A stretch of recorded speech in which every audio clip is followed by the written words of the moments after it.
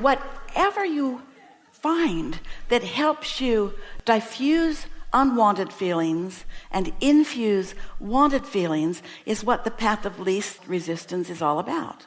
That's it. Even the idea that you have to work hard to be connected. We want to say this. If you don't do that thing you do that introduces resistance into the equation, there won't be any resistance in the equation, and your thought of desire, your pure thought of desire, will just manifest all around you. And so if something happened when you were little and you remember it and you don't like it, if you didn't tell your mother, so she's not remembering it, so she's not talking to your teachers about it or your counselors about it or to all of her friends about it, then the probability of it becoming a bigger and a bigger vibration in your equation is almost non-existent. And since your little and your now moment is what's got your most attention, in other words, you know how easy it is to distract a child. Your wonderful life is distracting you, so you don't activate that again. It's gone from your existence. It's gone from your experience. But once the counselor gets hold of it, no matter what it is, if you don't keep renewing its activation, then it becomes inactive. The only thing that stays active in your bag of marbles is what you're giving attention to. People say, well, what about unconscious or subconscious thoughts? We say, if it's not active enough that you're having an emotion around it, it's a non-player in your experience. And if you are having an emotion around it, then diffuse the thought that doesn't feel good and infuse the thought that feels better. In most cases, we say get off the subject altogether. This is how the law of attraction works. If it's not active in your vibration, how often have you, the other night, Esther was thinking about someone, and it was that person sending her a text in that moment. A person that she doesn't get a text from very often, hardly ever.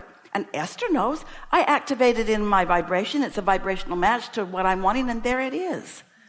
She texted back, it's 11:30. I was asleep, you jackass. No.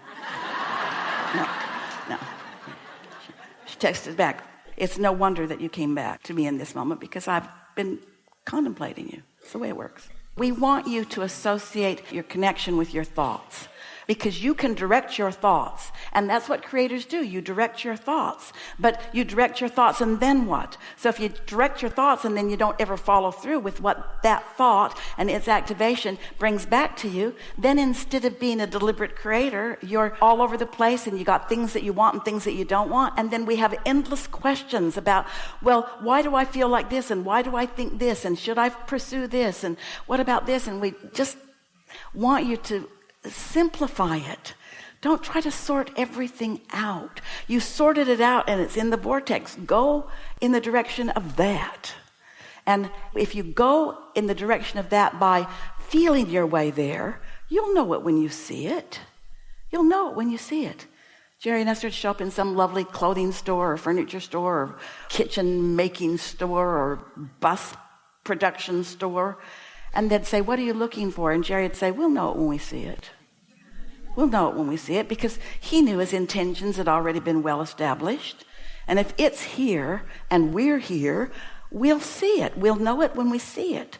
And if someone would get hold of him and say, well, is it this? Is it this? Is it this? Is it this? They'd say, oh, it's so nice meeting you. Gotta go. Because they don't want to be asked, is it this? Is it this? Is it this? Is it this? Is it this? You'll know it when you see it. You'll know it when you see it, if you've established what it is going to feel like. That's why what I want and why I want it is the only thing you need to figure out. I want it. I want it. Put it in your mind, whatever it is. I want it because I think it would feel really good to live that. I want it because it satisfies a lot of things. I want it because it just feels good to think about experiencing that, having it, being it. I want it because it would feel good. I want it because others will be jealous. I want it because I don't have it. I want it to prove something. You can tell. Why do I want it? I want it. I want it. And it won't be long, friends, before you'll say, I want it because it is natural to me. I want it because I'm supposed to thrive. I want it because I am a blessed being. I want it because in lots of your translations, because God is good.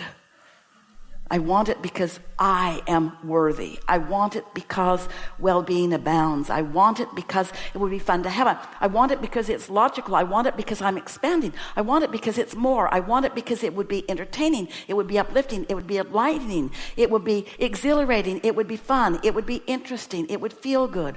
I want it because I even like thinking about it. I want it because... And then as you practice that about this and that and this and that and this and that and this and that, and the universe starts bringing you into awareness of it this way, this way, this way, this way, this way, this way, it's not long before you start to understand the power of your focus. Jerry and Esther hadn't been together very long. They had barely known us very long. They were out in the desert of Tucson. And Esther said, I like those big cactuses that look like monsters standing out there. Can we have one? And Jerry said, I don't think you can just go dig one up and bring it home. Esther said, why? Because it's big? And Jerry said, that. And because you have to get a permit. They are protected in some way. I read about it somewhere. And Esther said, I wonder how anybody would move one anyway. And they turned the corner, and there was a big machine that had picked one up and had put it back on its own self, and it was driving somewhere.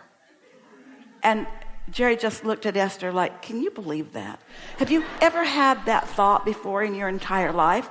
And Esther said, no. So then they spent some time with us wanting to know, did Esther have that thought because she was going to turn a corner and there was going to be an answer to a question that she didn't have? And we say, there is divine timing like that. In other words, you are rendezvousing, but you don't rendezvous with something that you're not a vibrational match to. Well, why was she a vibrational match? An instant vibrational match. And that's the closest thing to instant manifestation that she ever lived.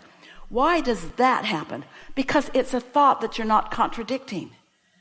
Esther didn't say, well, I sure would like to see how they move them, but I doubt that I ever will, because if they need permits and everything, then it's probably not a snowball's chance in hell that I'll ever get to see something like that. It was just a simple thought with no resistance attached to it in any way, shape, or form. So when you want something without having practiced why you can't have it or why you shouldn't have it or why you're mad at somebody else that does have it, then you block it. But you unblock by diffusing. You unblock by diffusing. So what are we saying to you? Don't think that thought anymore. Really? Abraham, don't think that? Well, we wouldn't tell you that because now you're thinking about that thing that you're not wanting to think about.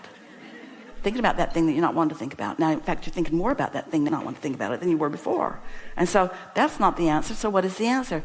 Think about something else. Turn your attention to something else. Well, at first, friends, we love you so much. When you first start doing this, you're probably going to think about something else that is kind of in the vibrational vicinity of the thing that you don't want to think about. That's just how the law of attraction works. It's going to answer where you mostly are. But if you continue to care about how you feel, and you continue to think about the path of least resistance, and you continue to deliberately reach for thoughts, it won't be long before easy thoughts will flow into your experience, until somebody will say something to you that you used to worry a lot about, and you'll think, oh, I haven't thought about that in a long time. And now I'm hearing it. I feel different than I thought about it a long time ago because I'm in a different point of attraction, you see.